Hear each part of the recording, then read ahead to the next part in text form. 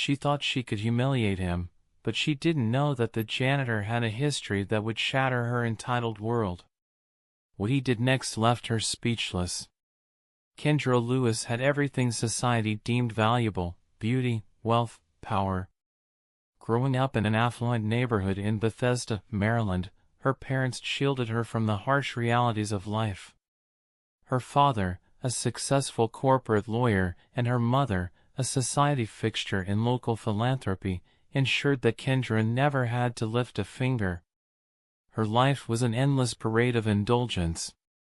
As a child, her whims were satisfied with expensive toys, trips to Europe, and elite tutors. But as she grew older, Kendra developed an air of superiority, believing she was destined for greatness simply by existing. Her friends were carefully curated from equally privileged, mostly white, circles, reinforcing her sense of entitlement and her belief that she was better than others. Now, at 32, Kendra was on the cusp of what she thought would be her biggest achievement yet, a promotion to vice president of marketing at a prestigious DC firm. But Kendra's drive wasn't about passion for her work, it was about her need to prove, once again, that she was superior. Kendra had grown used to viewing people of color, particularly black people, as beneath her, people who should serve her or simply stay out of her way. To Kendra, Deshaun Carter was just a janitor, someone whose job was to be invisible. But for those who took the time to know him, Deshaun was a man of resilience and quiet strength. Born and raised in Atlanta, Deshaun had once embodied the American dream. Starting with nothing but a dream and a toolbox, he built Carter Construction from the ground up, putting his heart and soul into every brick, every beam. His company wasn't just a business, it was a pillar of the community. He provided opportunities to people society often disregarded, those who needed a second chance, like ex-convicts, young people without experience, and single parents struggling to provide for their families. But when the recession hit, everything fell apart. Contracts dried up, debts piled high, and Deshaun was forced to close his business. Without a safety net, he lost his home, his savings, and eventually, his marriage fell apart under the strain. With his life in shambles, Deshaun moved to D.C., taking a job as a janitor to make ends meet. He lived in a modest apartment in southeast D.C., sending whatever he could to support his daughter, who was studying at a community college back in Atlanta. Despite everything, Deshaun carried himself with dignity. He refused to let the world take away his pride. He believed that life's trials shaped one's character and that bitterness wasn't the answer. Kendra's first clash with Deshaun came on a rainy Monday morning. Flustered and running late, she stormed into the office lobby, only to find Deshaun mopping the floor. "Are you serious right now?" she snapped, her voice echoing through the spacious entrance. Deshaun looked up, his eyes calm, his brown skin gleaming under the fluorescent lights. "Morning, ma'am." "I'll be out of your way in just a second," he said, polite as ever. Kendra's face twisted into a scowl. "Just a second isn't good enough," she hissed. "Do you realize people like me have real jobs to get to? You're slowing everyone down." Several employees passing through paused, their expressions betraying discomfort at the scene. Deshaun nodded and moved aside, his face impassive. Kendra wasn't finished, though. As she walked by, she muttered loudly enough for all to hear, maybe if people like him worked harder, they wouldn't be stuck cleaning floors. The comment stung, but Deshaun let it roll off his back. He had heard far worse in his lifetime, and he wasn't about to let her words break him. Kendra's behavior toward Deshaun wasn't an isolated incident.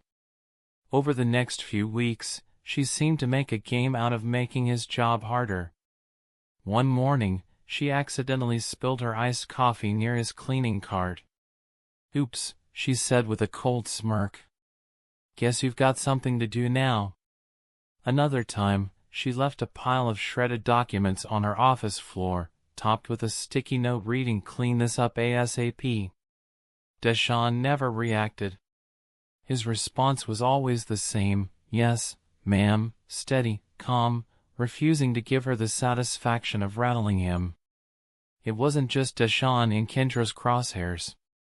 Diana Woods, her colleague and primary rival for the promotion, also drew her ire. Diana was everything Kendra wasn't: a black woman who treated everyone with kindness and respect, loved by everyone in the office. Diana's empathy and natural leadership were a stark contrast to Kendra's harsh arrogance, and Kendra saw her as a threat. Kendra saw an opportunity to embarrass both Deshaun and Diana during a major client meeting. She orchestrated a deliberate spill near the conference room door, knowing Deshaun would be called in to clean it up just as the clients were arriving. As Deshaun worked, Kendra turned to the clients and said with a condescending laugh, "Imagine this, you're here to discuss a multi-million-dollar deal, and this is the view you get." The clients shifted uncomfortably. Diana, who was sitting across the table, couldn't stay silent. "Kendra, that was unnecessary," she said, her voice firm. Kendra rolled her eyes, unbothered. "Oh, come on. I'm just being honest. He's here to do his job, and I'm doing mine." Deshaun straightened, his eyes locking onto Kendra's. "Ma'am, I'm doing what's asked of me. I hope you can say the same." His words lingered, and for the first time, Kendra felt a flicker of doubt, a crack in her composure. What Kendra didn't know was that one of the junior employees had filmed the entire exchange. By the end of the day, the video had made its way through the office. The backlash was immediate. Human Resources summoned Kendra for a formal reprimand, and her reputation began to unravel. People who had once tolerated her aloof behavior now saw her cruelty in a different light. But instead of reflecting on her behavior, Kendra dug in her heels. "This is ridiculous," she fumed to Diana over lunch. "People are so sensitive these days. I was just telling the truth." Diana shook her head, her gaze pitying. "No, Kendra, you were being cruel. And one day, it's going to catch up to you." A week later, the CEO called a company-wide meeting to announce the promotion. Kendra walked into the conference room, her head held high, certain the position was hers. Instead, the CEO announced that Diana Woods would be the new vice president of marketing. The room erupted in applause, and Kendra sat frozen, her face paling as reality sank in. After the meeting, she stormed into the CEO's office. "I deserve that promotion," she shouted. "You're letting a janitor ruin my career." The CEO's voice was cold and measured. "No, Ms. Lewis. You ruined your career. Deshaun Carter has shown more professionalism and integrity than you ever have. If you can't treat people with basic respect, you don't belong here." Kendra's fall from grace was swift. Within days, her behavior toward Deshaun and Diana was the talk of the office. Clients began to request Diana by name, and Kendra found herself increasingly sidelined. Eventually, she was forced to leave the company altogether.